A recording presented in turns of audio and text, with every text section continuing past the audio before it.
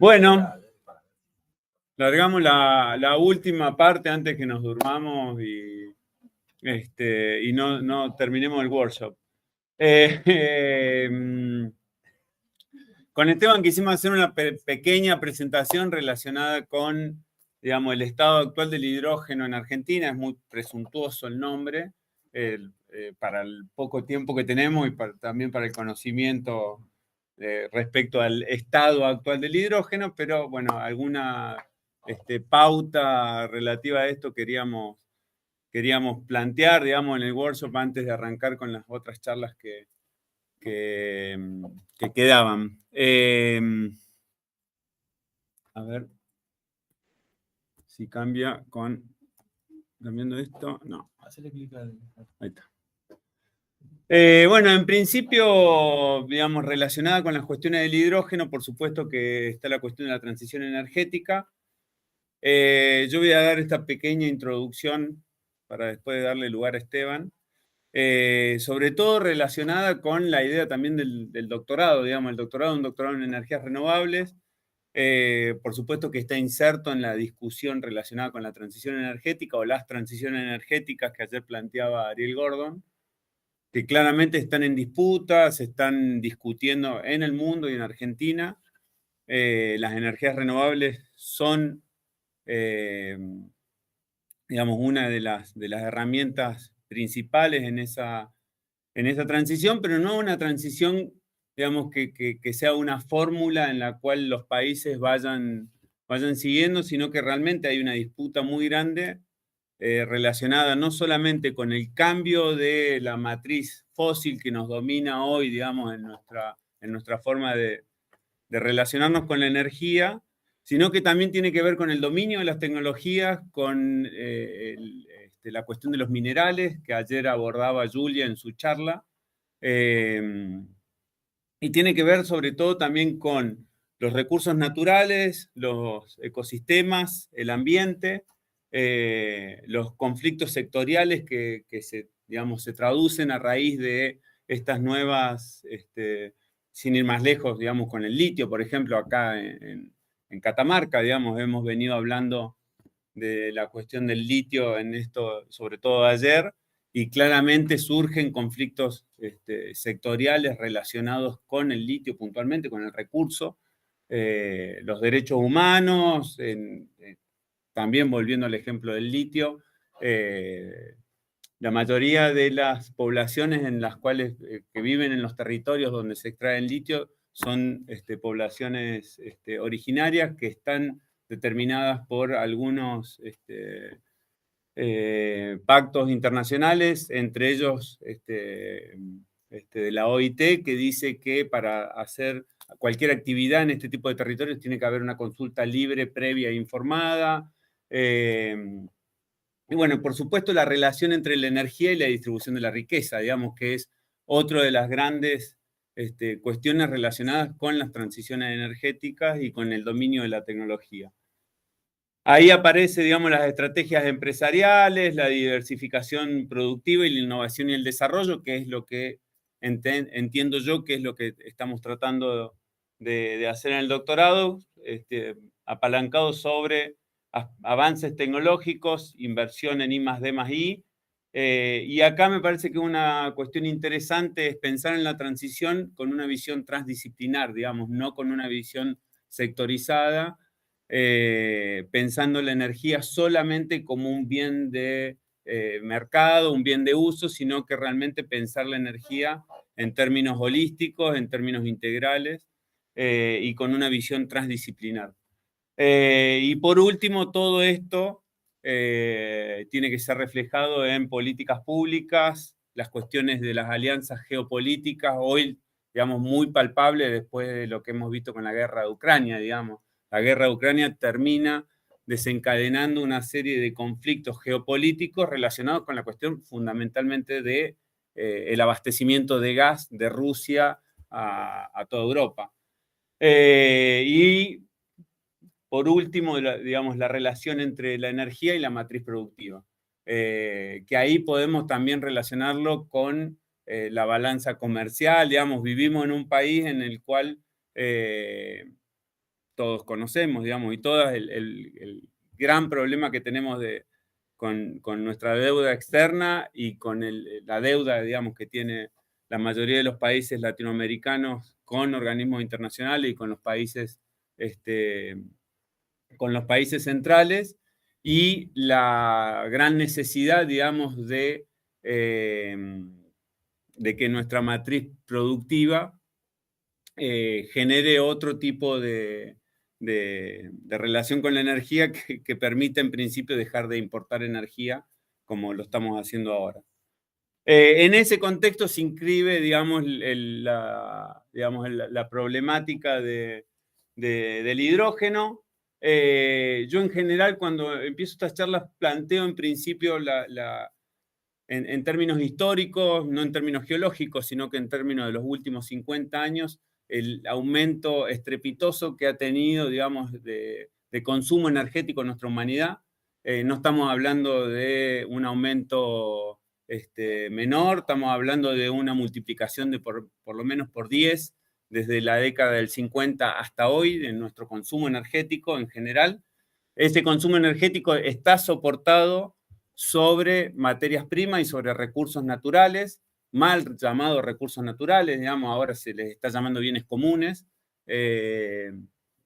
Y acá muestro un gráfico que llega hasta el 2021, donde se puede ver que, digamos, dentro de la producción de combustibles fósiles hay un aumento sistemático de la producción de combustibles fósiles. Digamos, no es que hay un amesetamiento de los combustibles fósiles en el mundo, hay, digamos, un valle que se generó por la pandemia y después, por supuesto, que sigue una línea de tendencia de aumento sostenido de los combustibles fósiles, tanto de carbón como de gas como de petróleo. Que dicho sea de paso, si uno ve este gráfico, ve que entre el 2009 y el 2019 hay un aumento de las energías renovables, pero ese aumento lo que hace es estar soportando el aumento de mayor consumo de energía. Los combustibles fósiles siguieron aumentando. No es que han disminuido su producción y su consumo. Dentro del consumo energético mundial, prácticamente el 50%, la mitad, está relacionado con procesos térmicos. Esos procesos térmicos son muy difíciles de desfosilizar. No se pueden desfosilizar tan fácilmente con la energía eléctrica, que es, digamos, el vector de la energía que está llamado a desfosilizar, básicamente porque la mayoría de las energías renovables lo que genera es el vector electricidad, tanto la solar, la eólica, y bueno, y ahí es donde aparece también el hidrógeno, que ahora lo vamos a conversar. Un tercio de ese consumo viene, digamos, de la mano de los sistemas de transporte, que hay, acá sí, digamos, en este sector hay un avance muy importante de la electrificación. Es un sector, sobre todo, bueno, hoy Máximo lo decía, digamos, hay, sobre todo los vehículos chicos, la electrificación con baterías es una opción que claramente han tomado la mayoría de los países centrales. No así de los vehículos de gran porte, camiones, trenes, barcos y demás, ni hablar de aviones. Son muy difíciles de fosilizar con baterías, básicamente por la enorme densidad de energía que se necesita para poder utilizarlo. Y por último, casi un 20% vienen relacionados con el consumo de energía eléctrica, particularmente. Acá sí, claramente las energías renovables están llamadas a sustituir prácticamente todos los procesos en los cuales nosotros para generar energía eléctrica utilizamos combustibles fósiles. En Argentina, yo no lo muestro acá, digamos, pero prácticamente de la matriz eléctrica, el 80% viene de procesos térmicos. Por suerte, nosotros tenemos en nuestro país, dentro de esos procesos térmicos, el 50% más o menos viene de centrales de ciclo combinado, que son centrales bastante más eficientes que las centrales comunes, en las cuales tienen eficiencias de no más del 25%, o sea que estamos hablando de que de todo la energía primaria que yo meto en una central, solamente saco el 25% de la energía que después voy a utilizar. El otro 75% lo pierdo en forma de calor, lo pierdo, entonces son procesos también muy ineficientes. Y, digamos, todo el consumo energético mundial relacionado con los combustibles fósiles, por supuesto que trae aparejado el gran problema de nuestra humanidad contemporánea, que es el problema del cambio global, el cambio climático. Hablo de cambio global porque no solamente el cambio climático, el problema emergente, digamos, en términos de cambio del clima, sino que hay cambio en el uso de la tierra, hay cambios en el uso de la tierra, digo, porque ya grandes sectores de nuestro globo, en digamos, cambio en la forma de cultivo, en la forma en la cual estamos utilizando justamente la tierra, están cambiando también nuestra biosfera y están generando esto que después trae como emergente el cambio climático. Pero particularmente el 30% de las emisiones de dióxido de carbono están relacionadas, el 70% de las emisiones de dióxido de carbono están relacionadas con procesos energéticos. O sea que la energía claramente tiene una relación directa con las emisiones de dióxido de carbono, y dentro de esas emisiones, un 30% de esas emisiones son muy difíciles de reducir con la electricidad, porque son procesos térmicos en los cuales la electricidad no puede modificar, digamos, el proceso. Y ahí es donde entra el hidrógeno, que es un vector energético que yo lo puedo producir con energías renovables y lo puedo utilizar para desfosilizar estos sectores, sobre todo de procesos térmicos en los cuales la electricidad no puede acceder. De la matriz eléctrica mundial, prácticamente un 30% es renovable. No sé si saben, digamos, hay dos matrices, digamos, la matriz energética, que es la matriz de las materias primas, que es donde está todo el consumo energético, y después hay una matriz eléctrica, que es solamente el pedacito que nosotros utilizamos, digamos, de toda esa energía para producir energía eléctrica. De toda esa energía eléctrica que se produce en el mundo, un 30% son relacionadas con energías renovables, de las cuales un 16% son hidroeléctricas. Las hidroeléctricas son energías renovables, que en Argentina no son renovables. No sé si saben, en Argentina hay una ley en la cual la energía hidroeléctrica de más de 50 megawatts no son consideradas renovables, por millones de cosas que no voy a entrar ahora a discutir, pero tienen que ver sobre todo con el impacto que generan los diques. Son renovables efectivamente, digamos, el ciclo del agua es renovable. En algunos casos, ayer Rodrigo preguntaba sobre el ciclo en los salares, pero bueno, digamos, gran parte de estas energías renovables son energías relacionadas con procesos hidroeléctricos, que son energías muy antiguas, son en general todos desarrollos de entre principios de siglo y la década del 50, la gran mayoría de las centrales hidroeléctricas, o hasta el 80. Y después vienen las nuevas energías renovables, que son la solar, la eólica, y en este caso con biomasa.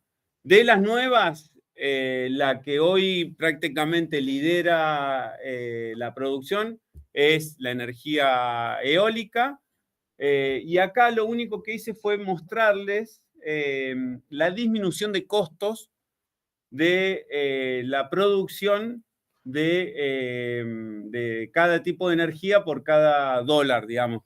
Son dólares por kilowatt hora. O sea, ¿cuánto cuesta la generación de esa energía?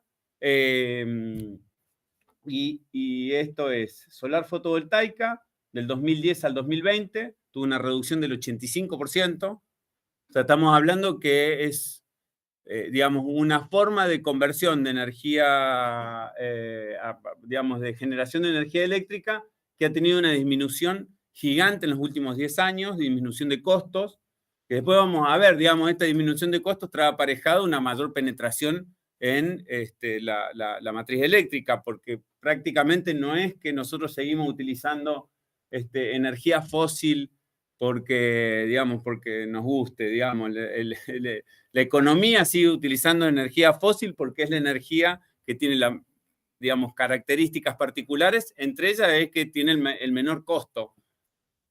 No voy a entrar en discusión, pero también es la energía que tiene la mayor cantidad de subsidios hoy.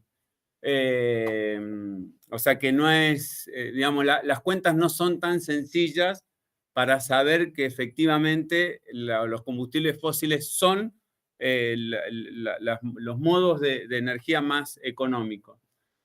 Después está la energía solar, pero con concentradores, que tuvo una disminución también importante. La eólica, la onshore, digamos, que es la de tierra, que tuvo o sea, partió de costos mucho más bajos que la solar, y la offshore, perdón, esta es la offshore y esta es la onshore, no llego a ver bien y no lo tengo acá. Que claro, en el 2020, si bien la disminución de la onshore es del 50% y la solar del 85%, la eólica sigue siendo la más económica, y eso explica esto, digamos, esta relación entre la eólica y la solar, la proporción, digamos, de la penetración. Ahora, todo esto, como decíamos antes, está sostenido sobre materiales, digamos, sobre materias primas, que son las que se utilizan para hacer los dispositivos, digamos, tanto para las centrales, no sé, las centrales eólicas que utilizan tierras raras, que utilizan, bueno, neodimio, las baterías que utilizan litio, cobalto, níquel. Hay un informe que salió el año pasado, que lo hizo la Agencia Internacional de Energía, en la cual los tipos hacen un análisis y dicen, bueno, si en el 2050 nosotros tenemos que cumplir con los pactos y llegar a menos de 2 grados centígrados respecto de los niveles preindustriales, bueno, ¿cómo tiene que ser nuestra matriz energética? ¿Cómo tiene que ser nuestra matriz eléctrica para que eso suceda? Y para que todo eso suceda necesitamos cierto tipo de dispositivos que van a generar un impacto sobre los minerales particulares, digamos, sobre las materias primas. Y lo que dicen es que el litio tiene que aumentar 42 veces su producción. Entonces estamos hablando que realmente va a tener un impacto sobre los minerales altísimo de esa transición. De hecho, hay muchos estudios en los cuales ya se plantea que en el 2050 va a haber déficit de litio, porque, bueno, básicamente es un recurso que no es renovable, digamos, son materias que hay que extraerlas. Y esto, miren, un vehículo eléctrico tiene alrededor de 4 veces más, o más de 4 veces, minerales que un vehículo de combustión interna. O sea, estamos hablando que hay una transición que efectivamente va a generar menor disminución de emisiones de dióxido de carbono, pero va a generar, digamos, otras consecuencias colaterales que tienen que ver sobre todo con los minerales. A mí esto me impresionó, digamos, esta relación de minerales entre un vehículo de combustión interna y un vehículo eléctrico. Después, bueno, hay varios estudios relacionados con los minerales, tanto de las energías eólicas, solares, nucleares y demás, pero también tiene que ver con las cuestiones geopolíticas, que es un poco lo que decía Julia en la presentación de ayer. Acá también, digamos, están los países, dependiendo el tipo de mineral y el tipo de, digamos, de si son combustibles fósiles o minerales, que hacen la extracción y los que hacen el procesamiento. Bueno, claramente vemos que China es la que está liderando en casi todos los minerales los procesos digamos, el procesamiento de esos minerales. Y acá también se ve que para esto lo saqué de los minerales utilizados para los electrolizadores. También, por ejemplo, el platino, yo no llego a ver bien, necesito la presentación acá, perdón.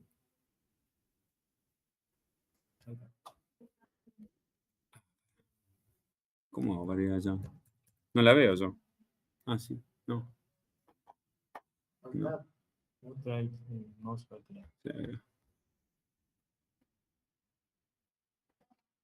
No veo nada. Pero eso ya es la edad.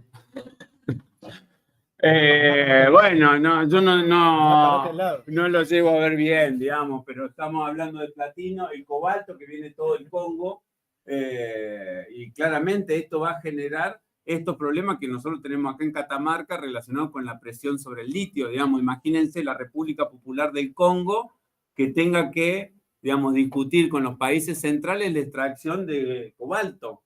Estamos hablando de problemas realmente geopolíticos que van a ser difíciles de solucionar con el sistema en el cual estamos hoy, digamos, donde viene una multinacional a discutir con el ministro de Ambiente de una provincia o con el gobernador, en los cuales claramente hay una asimetría de discusión tremenda, y eso le va a pasar a todos los países que tengan estos minerales estratégicos para la transición.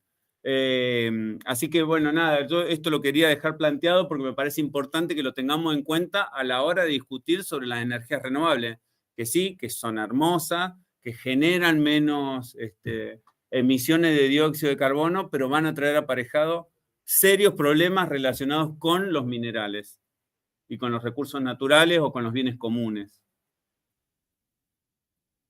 Bueno, y ahora yendo particularmente al hidrógeno, hay muchas formas de producción del hidrógeno, esto lo voy a introducir así muy rápidamente, Máximo dijo algo hoy en su presentación. Hay diferentes colores relacionados con la forma de producción de ese hidrógeno. El hidrógeno verde es un hidrógeno que está producido por el proceso de electrólisis, que en general tiene que venir aparejado de una generación eléctrica renovable. Yo hoy no sé con quién hablaba, pero en Europa están discutiendo que esa generación de hidrógeno verde es la producción de un hidrógeno en donde una molécula de hidrógeno tiene que, digamos, 1 kilo de hidrógeno para ser verde tiene que ser producido por menos de 3 kilogramos de dióxido de carbono. No sé si se entiende lo que estoy diciendo, digamos, pero para producir 1 kilogramo de hidrógeno tengo que utilizar menos en un proceso, tengo que emitir menos de 3 kilogramos de dióxido de carbono. O sea que no es verde al 100%, digamos, sino que es con un cierto tipo de relación entre la emisión y la producción de ese hidrógeno. A eso hoy se lo va a denominar verde, hidrógeno verde. Es una emisión equivalente porque hay un montón de métodos de medir el dióxido de carbono que uno produce. ¿En qué sentido, Tommy? En que si vos producís, si uno se pone a ver el panel solar y la producción de hidrógeno, bueno, uno no ve dióxido de carbono ni camina, sí, no, pero ese panel solar tuvo que ser trasladado, tuvo que... No, la fabricación, digo, cuando fabrica el silicio, el panel solar, tiene que levantar el silicio a 1700 grados. Por eso es que es equivalente. No, pero no es de punta a punta el proceso, es solamente en la producción. No estamos hablando del proceso de la cuna a la tumba, que son estos procesos que se llaman LSA, digamos, donde yo analizo el ciclo de vida completo, desde que parte esto que decía Rodrigo en la producción. No, estamos hablando solo en la producción. Solo en la producción, o sea que... Y, por ejemplo, que el electrolizador esté conectado a una central o a la red eléctrica que tenga más de tanto por ciento de generación de dióxido de carbono, porque tenga un porcentaje de generación térmica. 3 a 1. 3 a 1. Sí, sí. Que a nosotros, por ejemplo, en Argentina nos da más o menos al 17%, bueno, después de eso lo podemos discutir, digamos, pero el 17%, si uno pone una relación entre la cantidad de renovable que tiene que poner y la cantidad de térmico o de la conexión a la red en Argentina, tiene que tener más o menos una relación de 20% de red y 80% renovable para que le dé esa relación. Hace eso, pero aumentar el tiempo de uso del electrolizador. Aumentar el motor de capacidad. Y todo eso no cuenta la fabricación. Y todo eso no cuenta es el proceso de mayor emisión. Absolutamente. Absolutamente. Todo eso no cuenta. Esto de pensar desde la cuna hasta la tumba, incluso la deposición final, bueno, todos estos procesos que hay que estudiar, digamos.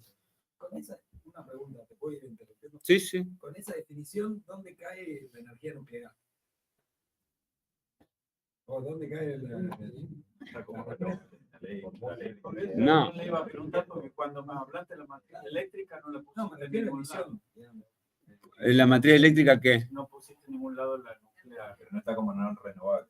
No está como renovable. No es una... Pero estaba como no. Estaba en el 70-80% De lo otro, digamos, que no es renovable.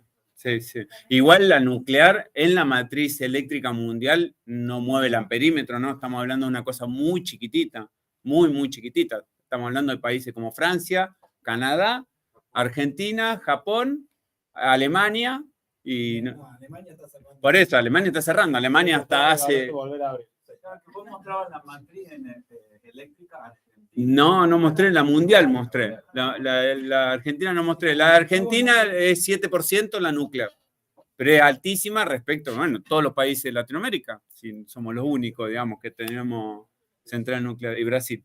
Pero bueno, en Brasil hay un 80% de hidroeléctrica que para nosotros no sería renovable en función de la ley argentina.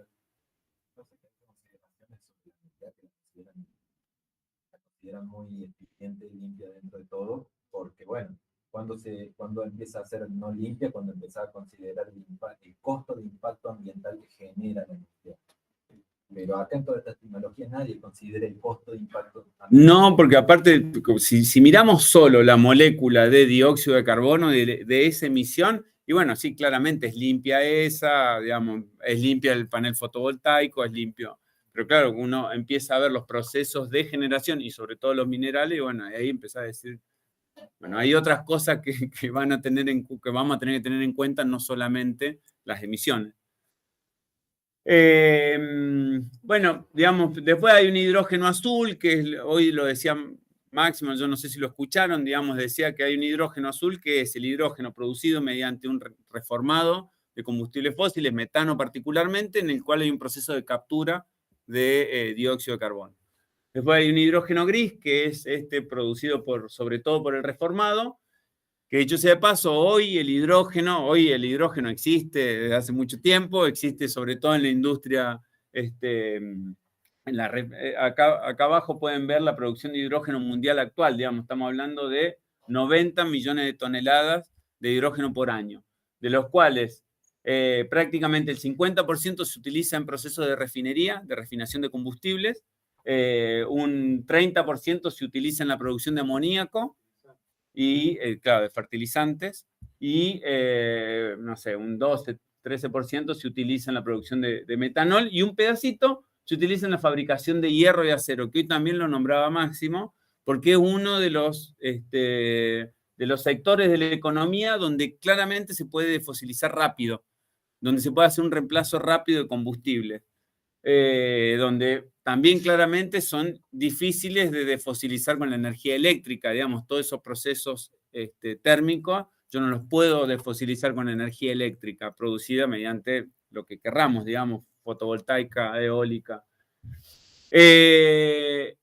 La realidad es que también hoy al hidrógeno se lo está pensando no solamente para la generación de procesos industriales, sino que también para la producción de energía eléctrica, para el almacenamiento de grandes cantidades de energía eléctrica. Ustedes saben que las energías renovables tienen el gran problema de la fluctuación en el tiempo, digamos, no son energías que se sostienen en el tiempo. Yo no puedo prender una llavecita y tener energía fotovoltaica o solar cuando yo quiera, y entonces para eso necesito almacenarla.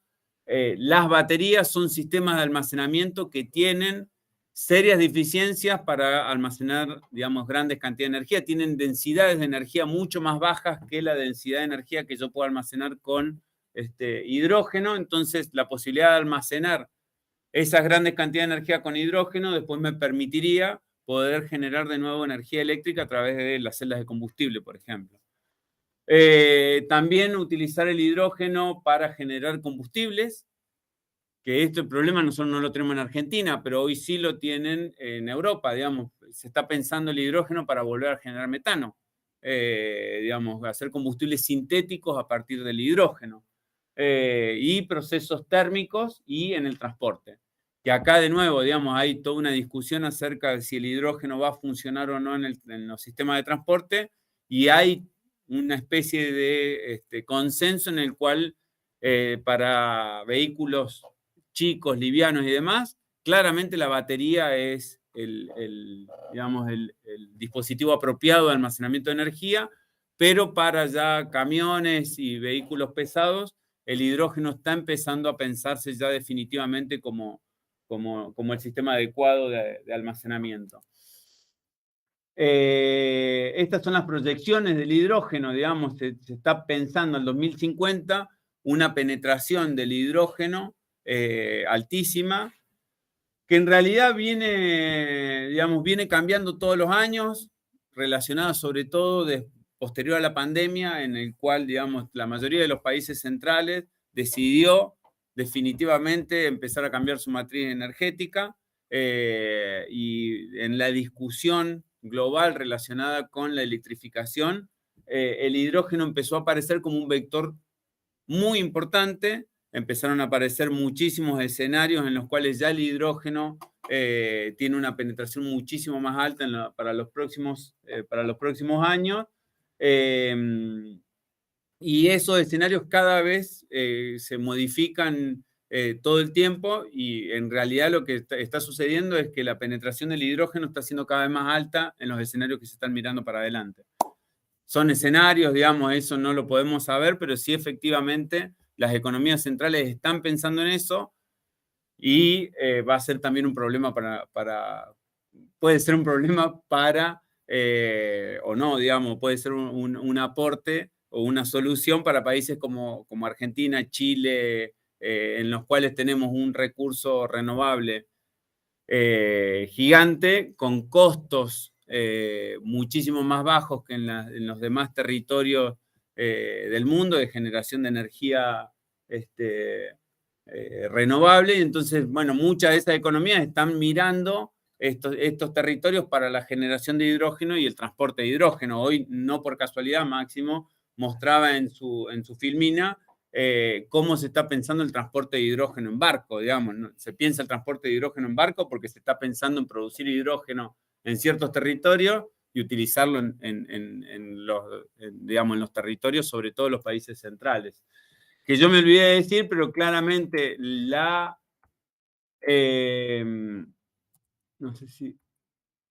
responsabilidad de las emisiones relacionadas con el consumo energético no es igual en todo el mundo. Esto claramente lo sabemos, digamos. Acá hay un gráfico en el cual prácticamente el 40% de las emisiones están en Estados Unidos, el otro 30% en países de la Comunidad Europea, el resto de Europa, no sé, no llego a ver, pero creo que es el 13%, y el sur global, estamos hablando del 8%, el sur global estamos hablando de África, gran parte de Asia y América Latina, digamos, estamos hablando de territorios gigantes que tienen una responsabilidad en las emisiones del 8%, y el norte global tiene responsabilidades de más del 80%. Entonces, digo una cosa muy antipática por ahí, pero pienso, también está la relación entre cuánto emitís y qué bienes producís, ¿no? ¿Y para qué querrías los bienes eso para producir? Esa sería la pregunta, digamos. Nosotros no producimos lo que producen los países centrales. Claro. Por eso emiten más porque fabrican para ellos y para nosotros también, ¿cierto? Entonces la pregunta sería, si ellos no fabrican para nosotros, tendremos que nosotros fabricarlo y ahí nos transformaríamos. Si cerramos la fábrica china, digamos. Obviamente es una idealización, ¿cierto? Es una utopía. Yo, de todos modos, eso se cayó con el ingreso de China, digamos. Hoy la gran factoría del mundo no es Estados Unidos, es China, ni tampoco Europa, digamos. La gran factoría del mundo es... Está junto con Estados Unidos. Sí, supongamos que ese 10%. China tiene claramente altísima responsabilidad de emisión porque aparte tiene una matriz, no sé si de carbón, que es uno de los procesos en los cuales hay mayor emisión de dióxido de carbono. Pero eso que vos decís, Jorge, se cae cuando entró China, digamos, en el concierto mundial. Digamos, la gran factoría es China, y si uno ve las emisiones per cápita de China con respecto a las de Estados Unidos, son abismales la diferencia. Muchísimo más chica. Per cápita, pero muchísimo más chica. De hecho, creo que en términos absolutos están más o menos equivalentes, pero claro, si uno lo divide por la cantidad de habitantes, se cae. La realidad es que no consumimos como consumimos. No, consumimos muchísimo menos que los países centrales. Tanto menos que nos debemos hacer responsables de esa. Exacto. Sí, la matriz energética de Alemania, por ejemplo, no está muy fuerte la parte de renovables, sin embargo, lo que genera Alemania en eólica solamente cubriría toda la matriz energética de Argentina. Bueno, nada, y por último, ahora ya le dejo a Esteban. Esto para mí da para charlarlo mucho, digamos, no era el momento de hacerlo ahora porque tenemos muchas cosas para charlar y para discutir, pero esto es el mercado interno latinoamericano de producción de hidrógeno actual. Como podrán ver, digamos, prácticamente 3/4 de la producción de hidrógeno se produce por reformado con gas natural. Es más, un poco más, digamos, estamos hablando de casi el 90% o el 85%, porque después hay una pequeña parte que es reformado con captura de carbono, que es este 10%. Esta es la producción de hidrógeno con byproduct, digamos, con subproductos de procesos fósiles, y prácticamente de la electricidad, que es el hidrógeno electrolítico, estamos hablando del 0,4%. En América Latina hoy. Esa captura del reformado, esa es de la de producción, no es la de servicio, digamos. No, es la de producción. Es la de producción. Esa corriente de dióxido, no es el dióxido que vos emitís de generar el vapor. No, exacto. Bueno, y ahí es donde entra la discusión relacionada con, primero, hay un mercado interno que va a haber que cubrir con esta nueva penetración del hidrógeno, y por supuesto hay un mercado externo que hay que discutir, en la cual los países centrales están mirando estos territorios, el norte de África y la Patagonia, sobre todo latinoamericana, para la producción de hidrógeno. Bueno, también hay, este es un mapa en el cual ya están las vías en las cuales ya se está pensando los procesos de exportadores e importadores. Chile tiene no sé cuántos contratos ya firmados con varios países, y el puerto de Rotterdam hoy en Europa se está transformando en el puerto de importación de prácticamente todo el hidrógeno, y está haciendo el puerto los contratos con los países directamente. Ya hay una ruta Japón-Australia, creo que ya estaba, o Japón, en el cual ya están exportando hidrógeno desde Australia y desde el norte de África, que claramente por la cercanía con Europa se está mirando por todos lados para la producción de hidrógeno electrolítico. Pensé que era la última y no era la última. Yo te dije nada. Ustedes han escuchado. Bueno, esto es solamente para terminar, digamos, y un poco lo decía Máximo hoy también en su charla, no solamente tenemos que mirar la producción del hidrógeno, sino que después hay todo un proceso en el cual, digamos, hay que mirar para ver de qué forma ese costo del hidrógeno termina siendo competitivo o no. De nuevo, digamos, el hidrógeno se produce hoy en América Latina en un 90 y pico % con reformado, no porque sí, sino porque es el más económico, digamos, el proceso más económico de generación de hidrógeno. Y ahí es donde viene digamos, el desafío de poder producir hidrógeno con electrólisis, bajando cada vez más los costos. Los costos del hidrógeno producido por electrólisis tienen que ver fundamentalmente con 3 parámetros. Uno, el costo de la energía eléctrica, o sea, que el consumo el costo de la producción de energía eléctrica renovable. El otro es el costo, el CAPEX, digamos, los costos fijos de la planta de electrólisis, y el otro es la cantidad de tiempo que ese electrolizador están dando, digamos, que se llama factor de capacidad. Por eso recién, Esteban, cuando charlábamos acerca de esta relación entre 1 kilo de hidrógeno por 3 kilos de emisión de dióxido, es porque la conexión del electrolizador para la producción de hidrógeno a la red produce, digamos, un efecto muy positivo bajando los costos, el costo del hidrógeno producido. Porque aumento el tiempo en el cual ese electrolizador está funcionando. Si yo lo conecto directamente a un aerogenerador o un panel solar, los paneles solares y los aerogeneradores tienen un tiempo total de producción a lo largo de un año. Si yo lo conecto a la red, lo puedo tener andando todo el tiempo que yo quiera. Eso trae, digamos, por un lado, consecuencias desde el punto de vista de las emisiones, sobre todo en países como el nuestro, donde el 80% de la energía eléctrica viene producida por procesos térmicos, perdón, 70%, pero también trae beneficios en cuanto a los costos.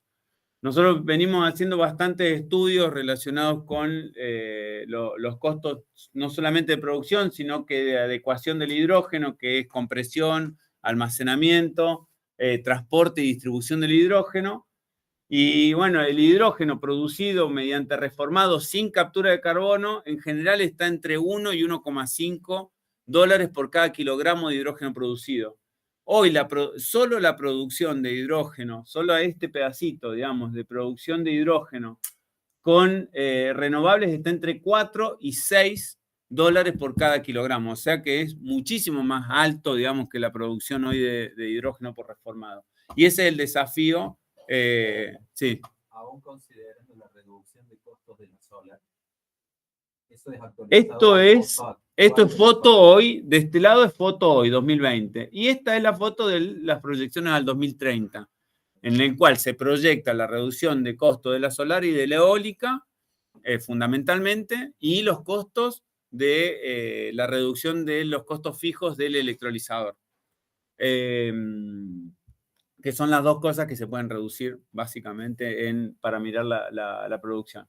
Bueno, acá en Argentina ya hay bastantes estudios realizados. Este es un estudio que hizo Agustín Sigal, el Ezequiel Leiva y Ramiro Rodríguez, en el cual evaluaron el potencial de producción de hidrógeno en Argentina mediante renovables. Y estos son algunos estudios de los que venimos haciendo nosotros, en el cual venimos estudiando la posibilidad de producción de hidrógeno con renovables y con conexión a la red, también estudiando las emisiones en cada uno de los procesos. Y con esto te dejo, Esteban. Sí.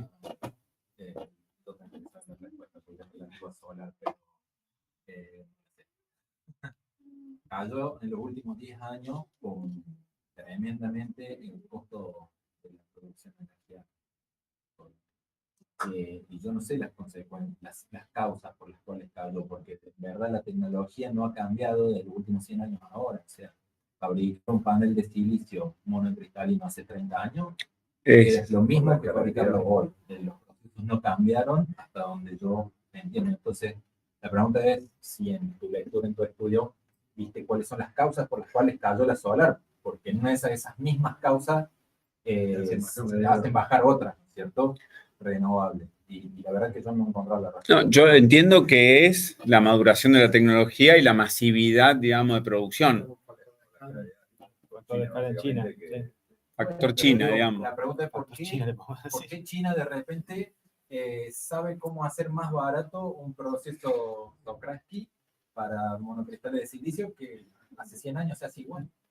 Digo, no, vende más. Parece que ya no son monocristales. Aumentar el volumen. No, sí, tienen monocristalino, pero también tiene que ver con el costo de la mano de obra, ¿no? Bueno, por eso, yo no sé por dónde.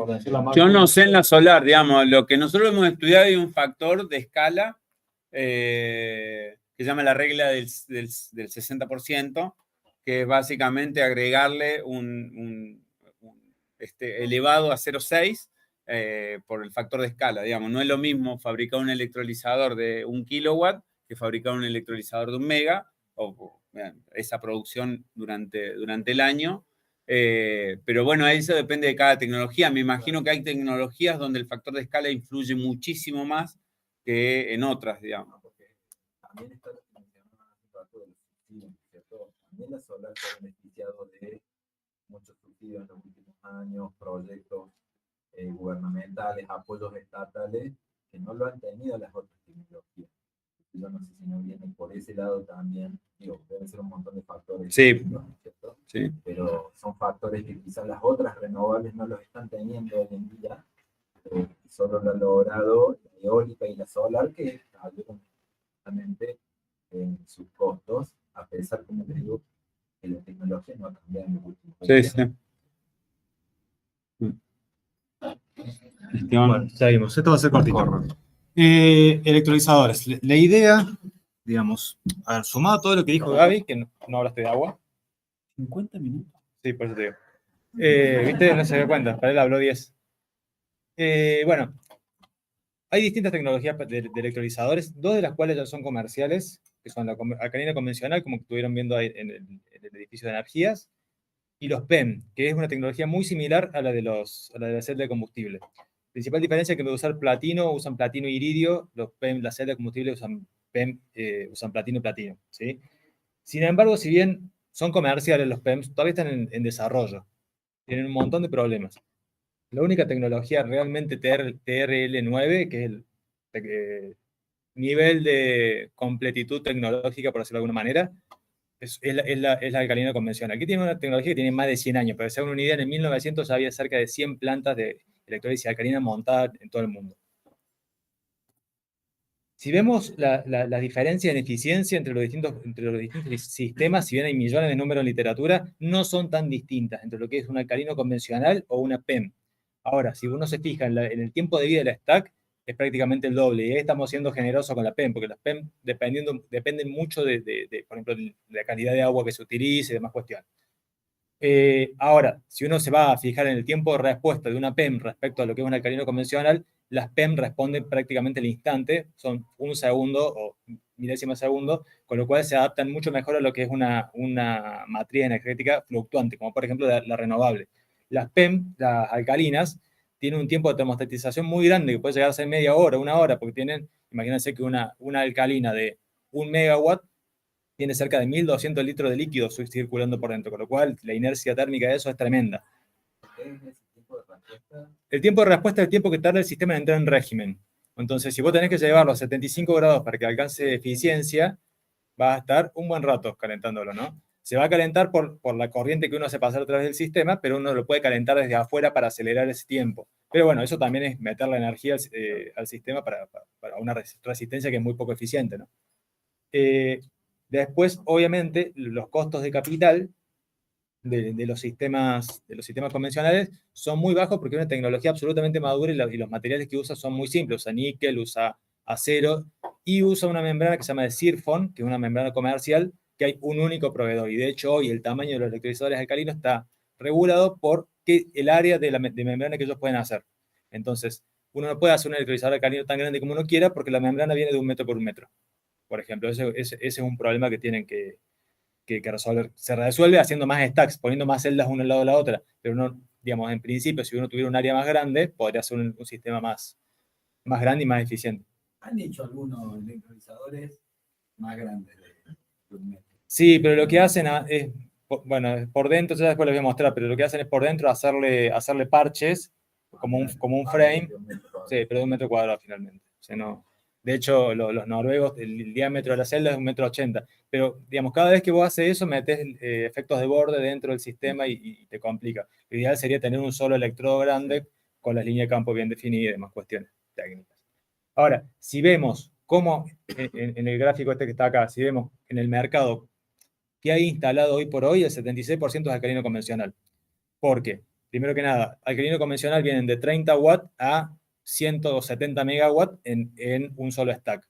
Mientras que PEM vienen de 1 watt hasta 700 watts, puede llegar a haber de 1 megawatt, pero la diferencia de escala es muy grande entre lo que es el convencional y lo que es el PEM, ¿sí? Y aparte porque es mucho más barato, es una tecnología más madura, te da más tiempo de vida. Y por eso es muy importante esto que decía Gabriel, esto de conectarlo a la red eléctrica, al alcalino principalmente, porque el tiempo de respuesta es largo. Entonces, si yo le puedo subir el factor de capacidad, mantengo, no pierdo energía en tener que volver a calentar todo de vuelta para que llegue a eficiencia, ¿sí? Ahora, un alcalino convencional es básicamente una celda electroquímica muy simple, son 2 electrodos, que son estas placas que se ven acá, que normalmente usan níquel o níquel poroso o algún compost a igualación de níquel. Esto que está en el medio es una membrana porosa que es esa que le decía que es de zircon, y unos separadores y sellos, nada más, una celda bastante simple, digamos. Ahora, el problema está, por ejemplo, en el níquel. Uno hace estimaciones y modelos de cuánto va a salir los materiales de acá a 50 años, a 20 años, lo que sea, y después viene Rusia y invade Ucrania. Y el costo del níquel, que es un material bélico producido por Rusia, se dispara. Y no solamente que se dispara, digamos, sino que cuando llega a ese precio, como el níquel es un material bélico, el precio está regulado, no puede variar lo que quiera el proveedor. Cuando llega a ese plató, te lo dejan de vender, porque saben que vale más que eso. Entonces nosotros que estábamos haciendo un prototipo, nos habían pasado el costo del níquel en $1.250, que considerando que un electrolizador sale $23.000 para el mismo tamaño, de 9 kilowatts. Eran 2 planchas de 2 metros por 1. O sea, eran 4 metros cuadrados. No, sí, ya es por kilo en realidad, pero esas 2 planchas salían $1.250 las 2. Este día, nosotros pedimos presupuesto y nos pasaron $6.000 las 2. Y eso fue un viernes. Esto fue un lunes. Y ahí nos dijeron que no nos la iban a vender. ¿Sí? Entonces, ¿por la guerra? No, lo que pasa es que se usa para hacer los casquillos de los proyectiles. Entonces Rusia no va a salir a vender un material que lo pueden usar en su contra y que aparte se usa para un montón de industrias, la automotriz, por ejemplo. Entonces, al sacar el stock del mercado, ponen presión sobre toda la economía internacional. O sea, para que, digamos, bajen un poco. Y para que los dejen avanzar, básicamente, ¿no? Sí. Ah, estás espantando algo, perfecto. Está bien.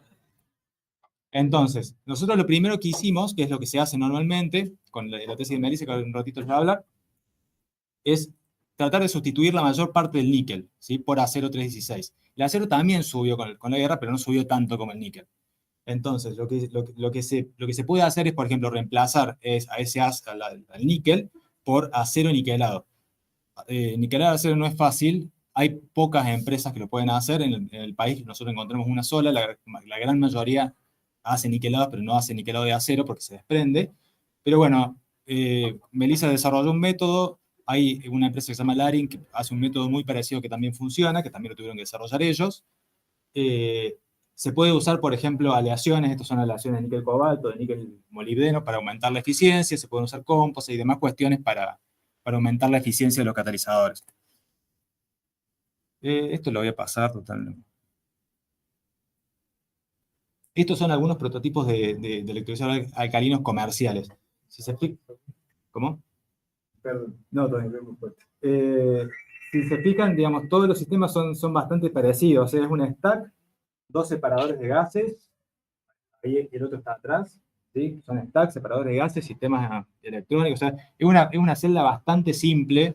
Esto, por ejemplo, tiene un diámetro de 1,80 m, mientras que estos otros son diámetro de 60 centímetros. Son stacks mucho más chiquitos. Las potencias son similares, de hecho. Sin embargo, son 2 geometrías completamente distintas, ¿sí?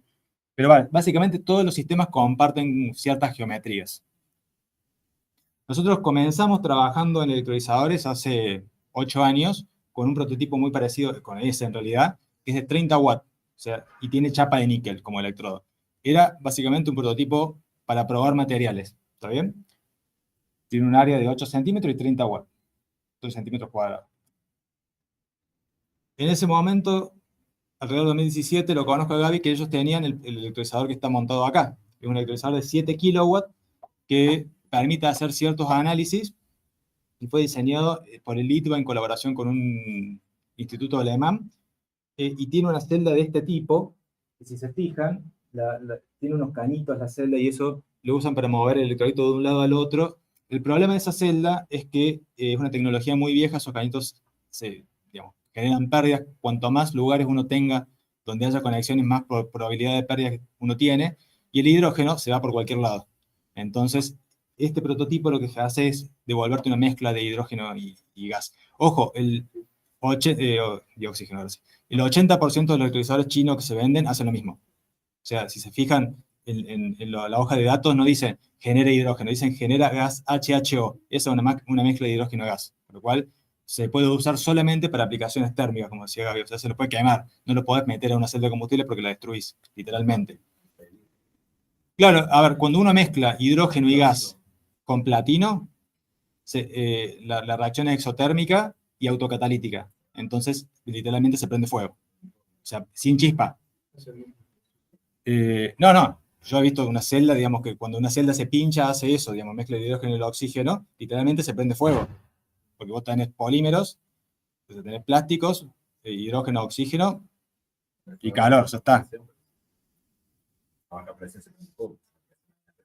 Ah, no, sí, olvídate. Tenés que acumular lo suficiente. Normalmente lo que vos escuchás son microexplosiones porque se va consumiendo, ¿sí? Normalmente, digamos, ten en cuenta que esto es capa delgada, tenés muy poquito volumen para que se almacene. Ahora, dentro de un separador de gas, sí puede explotar. Un separador de gas tiene ese diámetro, ¿no? Ese diámetro debe tener 1 metro por 1,20 m, con lo cual ahí sí puede haber una explosión grande. Por eso es muy importante mantener siempre separados los gases dentro del sistema. Nosotros tenemos 2 proyectos grandes ahora, grandes en cuanto a lo que es el desafío. El primero es un proyecto para electrolizadores de mediana escala, para instalar en una minera para el reemplazo de GLP por hidrógeno. Ese proyecto tiene 3 etapas, que son 3 prototipos distintos de potencia creciente. El segundo gran proyecto se lo va a contar después Abel de ITEC, que es, la aplicación es más o menos la misma para reemplazo de combustibles fósiles en la industria siderúrgica. Y ahí, si se fijan acá, nosotros en este primer proyecto terminamos los 9 kilowatts y en otro comenzamos los 9 kilowatts. O sea, son proyectos en los cuales vamos a ir escalando la tecnología. Obviamente el diámetro de esta celda es mucho más chico que la de aquello, o sea, para conseguir una bicelda de 9 kilowatts tenemos que multiplicar el área activa muchísimo en comparación con esta, que vamos a tener una celda de 9 kilowatts, pero con 25 celdas, o sea, un stack. ¿Está bien?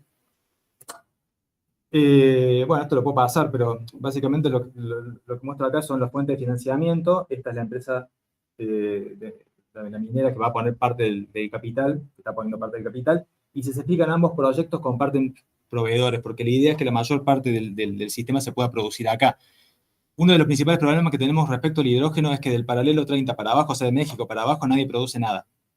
No se produce electrolizadores, no se produce compresores, o sea, lo que hay que hacer es comprarlo siempre o a Europa, o a Canadá, Estados Unidos, Corea, China. Entonces, en algún punto ellos están viendo los recursos de acá, pero vendiéndonos la tecnología.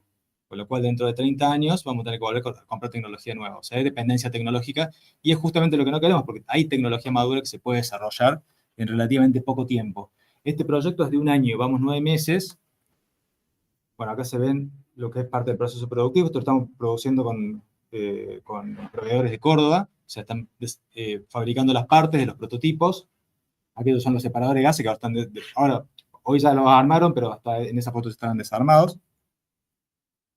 ¿Sí? El prototipo de pequeña escala, ahí dice 5 kilowatts porque eso era lo que habíamos hecho primero, pero después pudimos aumentar la escala de producción, con lo cual llega a los 9 kilowatts, y va a terminar produciendo alrededor de 1,8 normal metros cúbicos de hidrógeno por hora, que son unos 180 gramos más o menos por hora. Y como les decía, acá vamos a usar acero 316 recubierto por níquel. La idea era usar electrodos de níquel directamente, por una cuestión de que es un proyecto de 1 año, no teníamos tiempo de desarrollar materiales, tuvimos que hacerlo de manera obligada, si no se caía el proyecto. Este es el primer prototipo, que lo hicimos es una monocelda. Acá está el electrodo de acero niquelado. La hicimos para analizar el diseño de los sellos, ver que todo funcione bien, que no haya pérdida, o sea, le hicimos una prueba hidráulica. Este es el segundo prototipo, que tiene esta foto que debe tener una semana y media, donde ya hay 5 celdas. Es una celda electroquímica, no funciona como electrolizador. Puede funcionar si conectamos estos bornes, básicamente a una fuente. Puede funcionar. La idea de este segundo prototipo es medir la diferencia de potencial que hay entre esas 5 celdas. Eso sí ya tiene los electrodos de acero niquelado. Y lo último es un render muy simple de cómo va a ser el equipo final. Que si lo comparan con el que está acá, eso va a tener 50 centímetros por 1 metro por 1 metro. O sea, es mucho más compacto. Y eso tiene que ver con que esta celda va a tener 35 centímetros de espesor, ¿sí? Comparada con la de 80 que está acá. Y que los separadores de gases funcionan como recipiente de electrolito y están separados del sistema. A diferencia del de acá, que es todo un solo tambor que tiene los separadores unidos y el electrolizador metido adentro. Eso también tiene una serie de desafíos, ¿no? Porque, por ejemplo, esto va a tener una presión de 10 bar adentro. 10 bar, cuando uno hace el cálculo de presión interna, son 26 toneladas. Con lo cual hay un montón de cuestiones que resolver. De hecho, este prototipo lo armamos el lunes pasado, y una de las personas de CIMEC que estamos trabajando con el proyecto con ITEC, CIMEC es un centro de cómputo, nos decía, bueno, fíjense que el polipropileno se va a doblar. Yo decía, polipropileno de 26 milímetros, ¿cómo se va a doblar? Se dobló. Sí. No, es que sin los 10 bar, con la operación de los tornillos solamente. Entonces, lo que hicimos fue reemplazar esas tapas y ahora estamos viendo, digamos, reemplazar esa tapa por acero, que ahora la están fabricando, y tener que cambiar toda la fluídica interna del prototipo en una semana. Con lo cual el tercer prototipo va a ser muy distinto de estos, de hecho. Pero bueno, son cosas que uno va resolviendo y va aprendiendo en un proyecto de desarrollo de tecnología que es de 1 año. O sea, es nada para desarrollar tecnología. Bueno, y por último, creo que ya con esto termino, la aplicación de este prototipo, esta empresa, que es Florita Córdoba, tiene un parque solar de 123 kilowatts, y por una cuestión de eficiencia energética, ellos producen durante el verano, usan el parque solar para alimentar su sistema productivo, y durante el invierno frenan la fábrica y hacen, por ejemplo, rompen piedra, se dinamitan, hacen mantenimiento, y la energía de ese parque solar se desperdicia. Entonces la idea de ellos es, bueno, podemos almacenar hidrógeno durante el invierno y usarlo en el verano como reemplazo del GLP. Lo cierto es que económicamente eso no cierra, porque hoy por hoy el hidrógeno es caro, y menos en el sistema que ellos quieren hacer de producir durante 3 meses y usarlo durante 9, no cierra. Lo ideal, obviamente, es aumentar el factor de capacidad del electrolizador usándolo durante todo el año. Pero como les digo, nos sirve a nosotros para desarrollar la tecnología y montarla en un espacio en el cual está el parque solar, y vamos a poder estar generando hidrógeno verde para estudiar el electrolizador, el comportamiento en un ambiente real, digamos. Sí, bueno, eso. Gracias.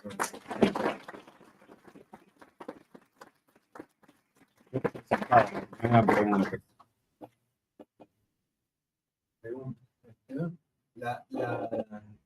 La membrana Sí. de DuPont. No, es de ACFA, lo que hacen las cámaras, los rollos de fotos. ¿Y todavía está la patente vigente? Porque Sí, pero se puede desarrollar. No es algo tan loco lo que hicieron, digo.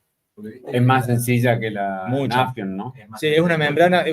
Nafion, la tecnología de cloro-soda, que usa exactamente lo mismo en electrolizadores que tiene usted, nada más que con otros materiales de los ánodos para generar cloro, usan las mismas membranas. Sí. Similares. Y no fue rentable la tecnología de membrana de cloro-soda por 30, 50 años de que se desarrolló frente al mercurio. Y cuando se rompieron las patentes, cuando se dieron de baja las patentes, el precio era de DuPont. Bajó tanto el precio, porque otros podían producirla, que ahí fue cuando empieza a